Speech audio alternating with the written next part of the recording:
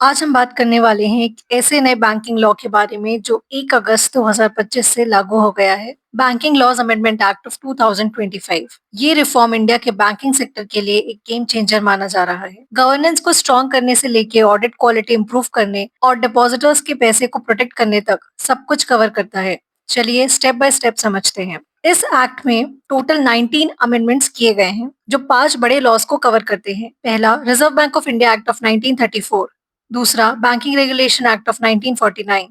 तीसरा, State Bank of India Act of 1955। चौथा, Banking Companies Acquisition and Transfer of Undertakings Act of 1970 and पांचवा, Banking Companies Acquisition and Transfer of Undertakings Act of 1980। ये सब amendments 15 अप्रैल को notify हुए थे और अब 1 अगस्त से इफेक्टिव हो गए हैं, लेकिन कुछ प्रोविजंस फेज्ड मैनर में इम्प्लीमेंट होंगे। सबसे पहला चेंज, सब्सटैंशियल इंटरेस्ट का थ्रेशोल्ड बढ़ाया गया है। पहली बार आपका 5 लाख का इंटरेस्ट होता था, तो आप पर कॉन्फ्लिक्ट ऑफ इंटरेस्ट के नॉर्म्स अप्लाई होते थे। अब ये लिमिट 2 करोड़ हो गई है, यानी कि अब सिर्फ जेन्युइनली बड़े स्टेक होल्डर्स गवर्नेंस पे इन्फ्लुएंस डाल सकते हैं। 1968 के बाद पहली बार ये अपडेट हुआ है। दूसरा चेंज, कोऑपरेटिव बैंक डायरेक्टर्स का टेन्योर पहले मैक्सिमम 8 साल होता था, अब 10 साल हो गया है। चेयरपर्सन और होल टाइम डायरेक्टर्स के अलावा ये 97th कॉन्स्टिट्यूशनल अमेंडमेंट के साथ अलाइन करता है, जिससे लीडरशिप कंटिन्यूटी बेटर होगी। अब कुछ और इम्पोर्टेंट प्रोविजंस देखते हैं। आईईपीएफ अलाइनमेंट, अब पब्लिक सेक्टर बैंक्स अपने अनक्लेम्ड शेयर्स, इंटरेस्ट और बॉन्ड रिडेम्पशन अमाउंट्स को investor education and protection fund में ट्रांसफर कर सकते हैं, जैसे प्राइवेट कंपनीज करते हैं।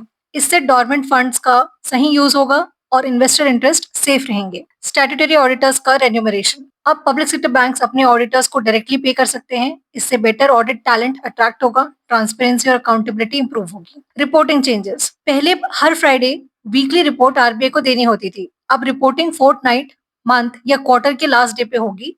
कंप्लायंस का काम इजी हो गया है। ये बिल अगस्त 2024 में इंट्रोड्यूस हुआ था, लेकिन डिस्कशन में डिले हुआ।